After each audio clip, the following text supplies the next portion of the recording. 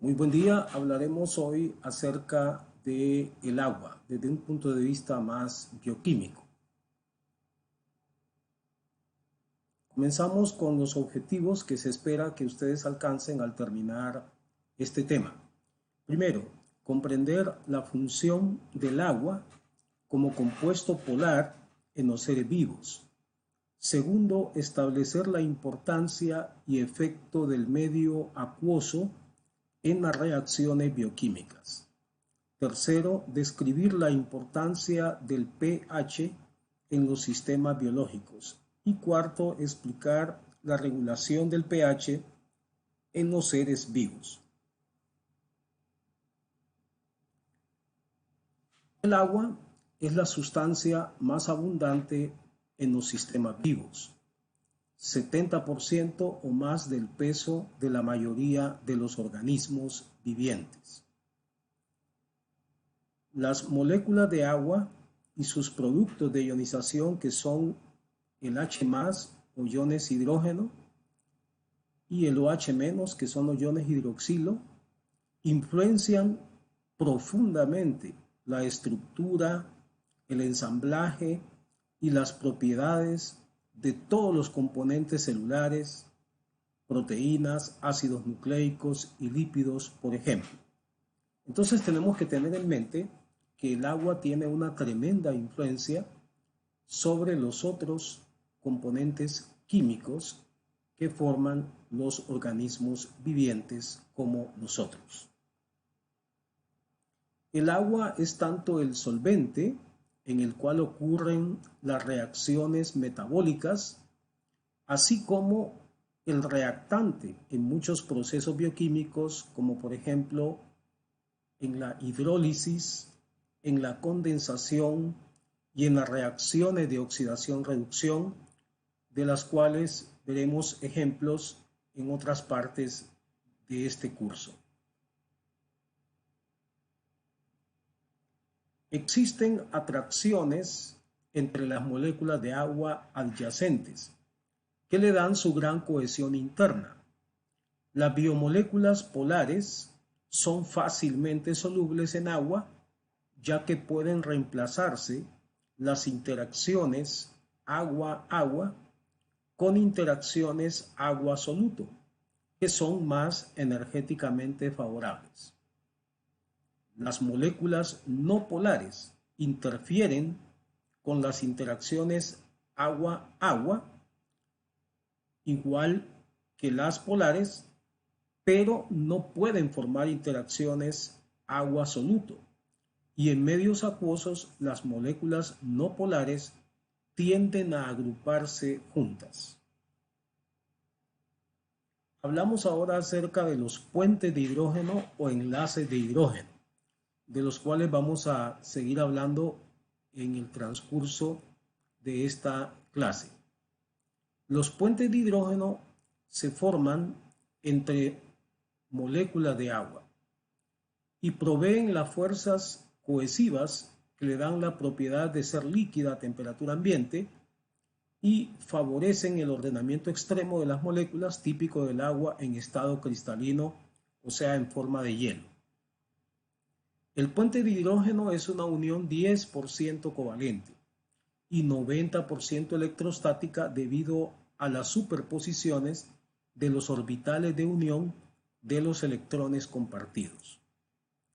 Observemos que el puente de hidrógeno es 10% covalente, pero 90% es entonces no covalente. El término covalente nos da a entender que se trata de un enlace fuerte. Cuando hablamos de enlaces covalentes, eso significa que son enlaces fuertes. Pero como este solamente es 10% covalente y 90% no covalente, lo vamos a considerar como un enlace débil. Más adelante vamos a hablar de otros enlaces que son también débiles. La molécula de agua tiene una geometría tetraédrica. En el centro del tetraedro está el átomo de oxígeno. Luego, como hay 4 esquinas, vamos a ver qué es lo que hay en cada una de esas esquinas. 2 de las esquinas están ocupadas por átomos de hidrógeno. unidos al oxígeno a la vez por enlaces covalentes sencillos. Recuerden que los enlaces covalentes son fuertes. Las otras dos esquinas están ocupadas por los pares de electrones sin compartir del oxígeno. Los dos átomos de hidrógeno presentan cargas positivas, parciales localizadas, y el átomo de oxígeno presenta una carga negativa parcial. De manera que en ese sentido podemos decir que la molécula de agua constituye un dipolo, porque tiene un polo positivo y otro negativo. Aunque debemos aclarar que la molécula de agua no tiene carga en el sentido de que se neutraliza la carga parcial negativa con la parcial positiva. Aquí observamos una imagen en la parte de arriba de la geometría tetraédrica del agua. Observamos que aquí en el centro de esta estructura está el átomo de oxígeno, que es este más grande y de color rojo. Luego observamos que en dos de las esquinas, esta y esta, se encuentran los átomos de hidrógeno, que están unidos a la vez por estos enlaces que representan enlaces covalentes con el oxígeno. Luego las otras dos esquinas están ocupadas por estos dos puntitos que representan pares de electrones. Aquí hay un par de electrones y aquí hay otro par de electrones. Los electrones tienen carga negativa, de manera que acá se produce en estas esquinas una carga negativa parcial. Pero como los electrones pertenecen al oxígeno, podemos decir entonces que esta carga negativa es del oxígeno, pero es parcial y localizada. En cambio, los hidrógenos tienen carga positiva. Entonces, en las otras dos esquinas se establece una carga parcial positiva. Las dos se neutralizan entre ellas y así la carga neta del agua es una carga neutra. Luego, en la parte de abajo, observamos, como se describe acá, dos moléculas de agua unidas por un puente de hidrógeno representado por tres líneas. Estas son las dos moléculas de agua, esta, y estas tres líneas representan ese puente de hidrógeno. Ese puente de hidrógeno se establece entre el oxígeno de la molécula de arriba, molécula de agua, y el hidrógeno de la molécula de abajo. Precisamente el nombre puente de hidrógeno viene del hecho de que siempre en el enlace participa un átomo de hidrógeno. En este caso el enlace es entre este átomo de hidrógeno de esta molécula de agua y el oxígeno de esta otra molécula de agua. Los puentes de hidrógeno son más largos y más débiles que los enlaces covalentes. Observamos acá algo que nos representa la longitud que tiene este puente de hidrógeno, que es de 0.177 nanómetros. Y aquí observamos la longitud de este enlace, que es entre este hidrógeno y este oxígeno, que está representado por esta barra azul, que corresponde a un enlace covalente, que es fuerte. En este caso tenemos que la longitud es de 0.0965 nanómetros. Como ven entonces, los enlaces de hidrógeno son más largos comparados con los covalentes. Como los enlaces de hidrógeno son más largos, los átomos que forman el enlace están más separados, están a más distancia. Eso hace que el enlace sea más débil. En cambio, en los covalentes, como están más cerca, los dos átomos que forman el enlace es más fuerte. Entonces también decimos que los puentes de hidrógeno son más débiles que los enlaces covalentes. Una pregunta interesante es ¿por qué flota el hielo? Y esto tiene que ver con el número de enlaces de hidrógeno que se establecen entre las distintas moléculas de agua. Esta imagen representa a cómo se organizan las moléculas de agua en el estado cristalino del hielo. Y aquí está la descripción que explica la respuesta a esta pregunta: ¿por qué flota el hielo? En el hielo, cada molécula de agua forma el máximo de 4 puentes de hidrógeno, creando una estructura cristalina regular, que es la que se observa acá. Aquí podemos observar, por ejemplo, que esta molécula de agua establece enlace de hidrógeno con esta, con esta, con esta otra y con esta otra. Entonces vemos cómo se llega al máximo de puentes de hidrógeno que puede establecer una molécula de agua con otra, que son 4. Eso se logra en el hielo. Ahora bien, por el contrario, en el agua líquida a temperatura ambiente y a presión atmosférica, cada molécula de agua establece un número de puentes de hidrógeno en promedio con otras moléculas de agua de 3.4. O sea, redondeado sería 3. No se llega pues al máximo de 4 enlaces de hidrógeno como en el agua. Eso hace que la organización de las moléculas sea diferente. Y la estructura cristalina del hielo hace que sea menos densa que el agua líquida. De ahí que, al ser el hielo menos denso que el agua líquida, el hielo flota en el agua líquida. Pero la menor densidad del agua en forma de hielo es por la organización de las moléculas, que tiene que ver con el número de enlaces de hidrógeno que se forman entre ellas. Ya habíamos visto que los puentes de hidrógeno se forman entre moléculas de agua, pero ahora vamos a ver que se pueden formar entre otro tipo de moléculas. Primero observemos el comentario que aparece acá. Los puentes de hidrógeno pueden formarse fácilmente entre un átomo electronegativo que se conoce como aceptor de hidrógeno, que usualmente es el oxígeno o el nitrógeno.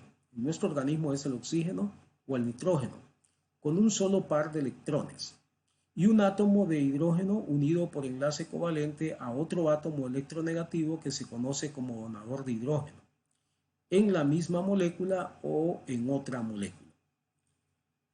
Aquí observamos en esta primera imagen que hay un puente de hidrógeno, siempre representado por las 3 rayitas, igual que en la figura anterior. En este caso, entre una molécula, que es la que está abajo, que es de agua, y esta otra molécula que no es agua. Este es otro compuesto que es diferente al agua. Se trata de un alcohol que tiene un grupo hidroxilo, o sea, un grupo OH, y a través de ese grupo OH establece el puente de hidrógeno con la molécula de agua. Entonces aquí ya vamos viendo que, además de que hay enlaces de hidrógeno entre moléculas de agua, o entre una molécula de agua y otra molécula de agua, vemos que también hay enlaces de hidrógeno entre una molécula de agua y otra molécula que no es agua. Aquí tenemos un caso similar, pero con otro compuesto diferente a un alcohol. Se trata de una acetona que tiene este grupo, que es el grupo carbonilo.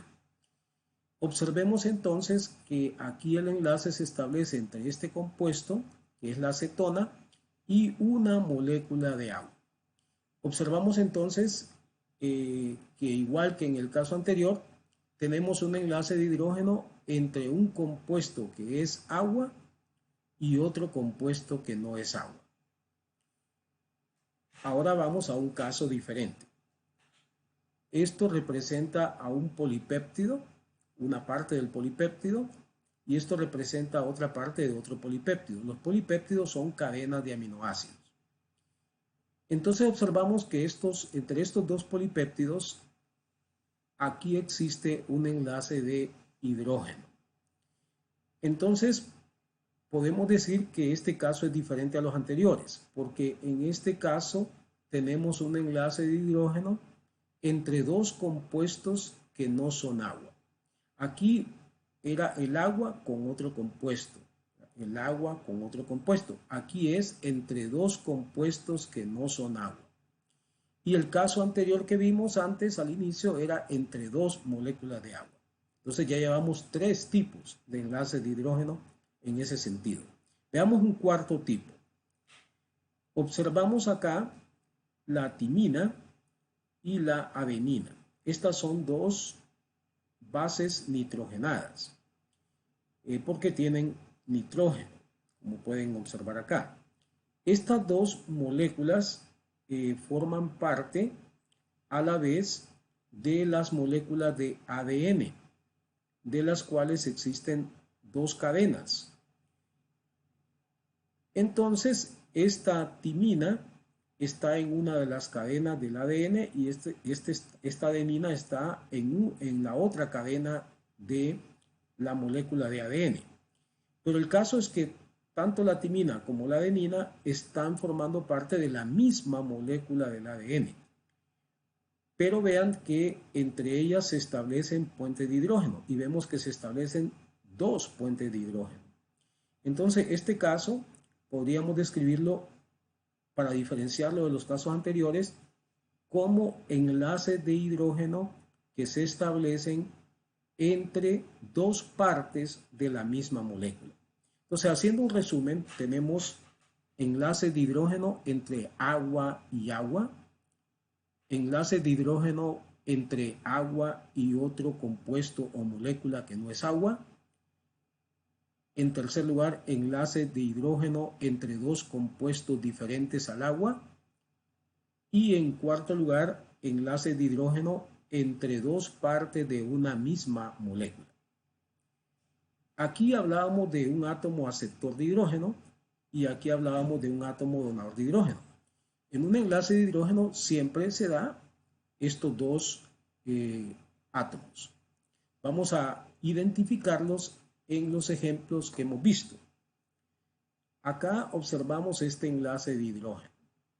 Entonces, observamos que el enlace se establece entre este oxígeno de la molécula de agua y este hidrógeno que es del alcohol.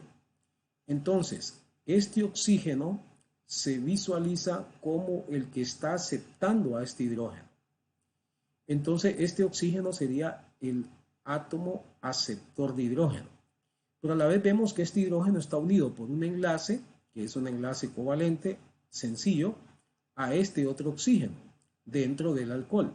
Entonces, este otro oxígeno lo vamos a visualizar como el donador del hidrógeno, porque es el que está unido al hidrógeno, que va a ser el puente de hidrógeno con el otro oxígeno que ya es del agua. Veamos ahora lo mismo en este caso. Aquí observamos el hidrógeno estableciendo enlace con este oxígeno. Por lo tanto, este oxígeno es el que está aceptando al hidrógeno, es el aceptor de hidrógeno. Este oxígeno es de la acetona. Pero vemos que el hidrógeno está unido a este oxígeno dentro del agua. Entonces, este oxígeno del agua es el donador de hidrógeno. Ahora ya va a ser más fácil identificarlo en este caso. Observamos el oxígeno que está recibiendo al hidrógeno, es el aceptor de hidrógeno, el que hace pues el enlace con el hidrógeno, pero vemos que este hidrógeno está unido a un nitrógeno y este nitrógeno sería entonces el donador del hidrógeno. Aquí ya estamos viendo que el donador del hidrógeno puede ser un oxígeno, como en este caso, o en este caso, pero también puede ser un nitrógeno. Entonces, el donador de hidrógeno puede ser oxígeno o puede ser nitrógeno. Observemos ahora acá en el otro ejemplo. Aquí tenemos un caso en que aquí tenemos que este es el aceptor de hidrógeno y acá un nitrógeno es el donador de hidrógeno. Y aquí vemos un caso en que este nitrógeno es el aceptor de hidrógeno y este otro nitrógeno es el donador del hidrógeno. Entonces aquí ya podemos concluir que el donador de hidrógeno y el aceptor de hidrógeno puede ser un átomo de oxígeno o puede ser un átomo de nitrógeno. O sea, en ambos casos, estos átomos son oxígeno o nitrógeno. El agua es un solvente polar. Fácilmente disuelve la mayoría de las biomoléculas, las cuales por lo general son polares o tienen carga eléctrica. Los compuestos se dividen en hidrofílicos y en hidrofóbicos. Los hidrofílicos son los que se disuelven fácilmente en el agua. La palabra hidrofílico viene de hidro, que significa agua, y de filos, que significa amante. Entonces podemos decir que las moléculas que son hidrofílicas o compuestos hidrofílicos buscan el agua porque se disuelven fácilmente en ella. Los compuestos hidrofóbicos son los que no se disuelven fácilmente en el agua, como las ceras y las grasas, que son solubles, por el contrario, en solventes no polares como el cloroformo y el benceno. La palabra hidrofóbico viene de hidro, que significa agua, y de fobia, que significa temor. Entonces los compuestos hidrofóbicos podemos imaginar que le huyen, entre comillas, al agua, pero eso es porque no se disuelven en el agua. Ahora vamos a ver el papel del agua como solvente, utilizando el ejemplo de cómo disuelve el cloruro de sodio.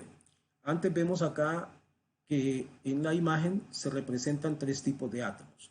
Las moléculas de agua, que están representadas de la misma manera que las representamos antes. Los átomos de sodio, que son más pequeños y que tienen una carga positiva. Y los átomos de cloruro, que son más grandes y tienen una carga negativa. Aquí observamos cómo se organiza estos átomos de sodio y de cloruro en la sal en estado sólido, en estado cristalino.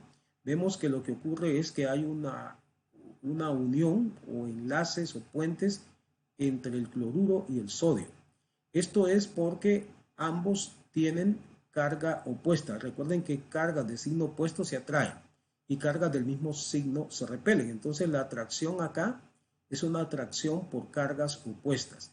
Este tipo de enlaces se llaman enlaces iónicos o interacciones electrostáticas y corresponden, al igual que los puentes de hidrógeno, a enlaces débiles. De manera que aquí ya estamos hablando de otro tipo de enlace débil.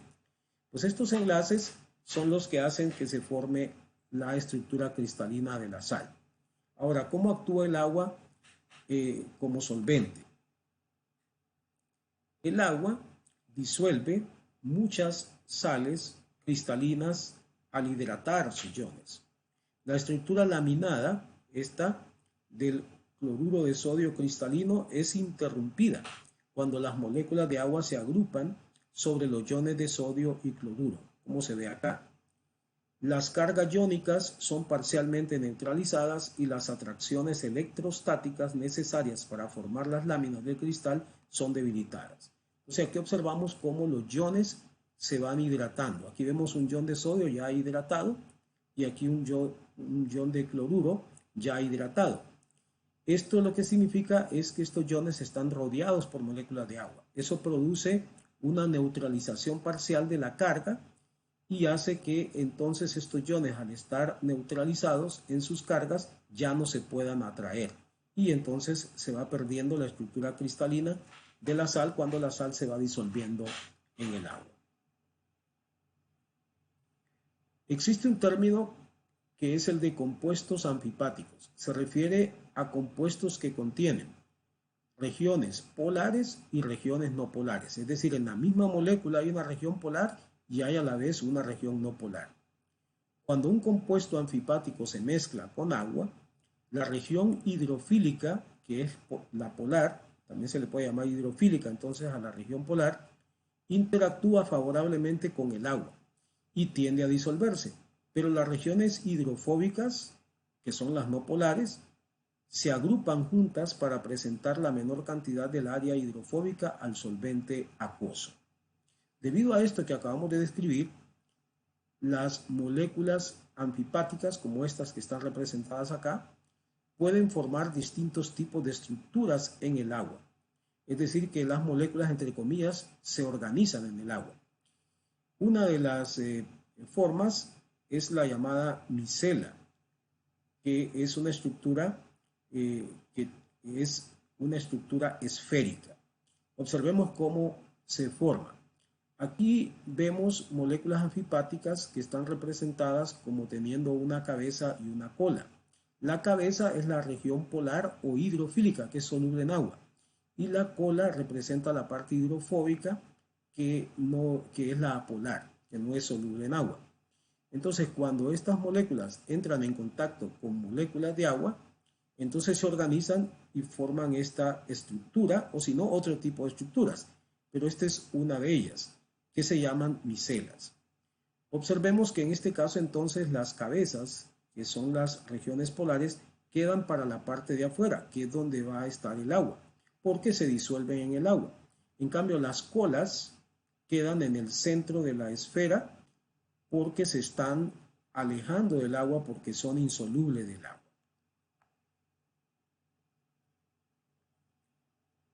Muchas moléculas son anfipáticas. Proteínas, pigmentos, vitaminas, esteroles y fosfolípidos de las membranas tienen regiones polares y no polares, por lo tanto son anfipáticas. Estructuras compuestas por estas moléculas son estabilizadas por interacciones hidrofóbicas entre las regiones no polares. Antes de proseguir, les explico que cuando las regiones no polares se alejan del agua, por no ser solubles en ella, se acercan entre ellas. Y cuando se acercan entre ellas van a formar interacciones, o sea, enlaces o puentes, que se van a llamar interacciones hidrofóbicas. Y estas interacciones son otro tipo de enlace débil. Las interacciones hidrofóbicas entre lípidos y proteínas son los determinantes estructurales más importantes en las membranas biológicas. Las interacciones hidrofóbicas entre aminoácidos no polares estabilizan las estructuras tridimensionales de las proteínas. Luego hablamos de las fuerzas de Van der Waals. Cuando dos átomos no cargados se encuentran muy cerca, los dos núcleos de los átomos tienden a juntarse, pero sus nubes electrónicas se influencian una a la otra y comienzan a repelerse. De manera que hay dos fuerzas, una fuerza de atracción y una fuerza de repulsión. Estas fuerzas son las llamadas fuerzas de Van der Waals. El punto donde hay un balance exacto entre estas fuerzas de atracción y de repulsión entre los núcleos se conoce como punto de contacto o radio de Van der Waals. Al alcanzarse ese punto, se establece entonces un enlace que se llama enlace de Van der Waals entre los dos átomos. En otras palabras, cuando dos átomos se acercan, comienzan a actuar las dos fuerzas. Pero si se llega a ese punto de equilibrio, entonces los átomos ni chocan ni tampoco se alejan y quedan unidos, y ese enlace se llama enlace de Van der Waals. Los enlaces de Van der Waals, igual que los que hemos venido mencionando, excepto los covalentes, son débiles. Aquí tenemos una lista precisamente de las interacciones débiles que también se llaman no covalentes, que son entonces, y ya los hemos mencionado, los puentes de hidrógeno, las interacciones de Van der Waals, las interacciones iónicas y las interacciones hidrofóbicas. Todas son uniones mucho más débiles que las covalentes, se requiere menor energía para romperlas. Aquí en esta tabla observamos tres columnas. En la primera columna observamos los tipos de enlaces, aquí están los covalentes, y luego está la lista de los no covalentes que ya mencionamos. Luego en estas dos columnas aparece en dos tipos de unidades la fuerza de cada enlace. Vamos a verlo únicamente con la columna donde está la fuerza del enlace en kilocalorías por mol. Los enlaces covalentes tienen una fuerza de más de 50 kilocalorías por mol. Las iónicas, interacciones iónicas o electrostáticas, tienen de 1 a 20. Los enlaces de hidrógeno de 3 a 7. Las fuerzas o interacciones de Van der Waals, menos de 1 a 2.7. Y las interacciones hidrófobas, menos de 1 a 3. De manera que se puede ver que la fuerza de los enlaces no covalentes es mucho menor que la de los covalentes. Entonces los enlaces covalentes son fuertes y los enlaces no covalentes son débiles, y de hecho también se llaman así, enlaces débiles. Podríamos creer que esos enlaces, porque son débiles, no son importantes, pero precisamente vamos a hablar acerca de la importancia que tienen. Aunque sean fuerzas débiles, el efecto acumulativo de muchas de estas interacciones puede ser muy importante. Entonces, un enlace no covalente es débil, pero ya varios enlaces hacen que haya más fuerza y eso los vuelve más importantes. Además vemos que la disociación de dos biomoléculas asociadas no covalentemente, es decir, por enlaces débiles, por medio de múltiples interacciones de estas, requiere que todas estas interacciones sean interrumpidas al mismo tiempo para que las dos moléculas pues unidas por varios enlaces débiles puedan separarse. Se requiere que todos los enlaces débiles se rompan al mismo tiempo. Esto es poco probable que suceda, ya que las interacciones fluctúan al azar, es decir, mientras se rompen algunos enlaces débiles, se están formando otros. Entonces, no es tan fácil que se rompan todos al mismo tiempo. Pero tiene que lograrse eso para que las dos moléculas puedan separarse. Por tanto, la estabilidad molecular que se obtiene por la suma de 5 o 20 interacciones débiles es muchísimo mayor de lo esperado. En otras palabras, si nosotros pensamos en un enlace débil, podemos pensar que tiene una determinada fuerza. Pero si ahora pensamos en 5 de esos enlaces débiles, podríamos pensar que la fuerza de esos 5 enlaces va a ser la suma de los 5 enlaces. Pero no es así.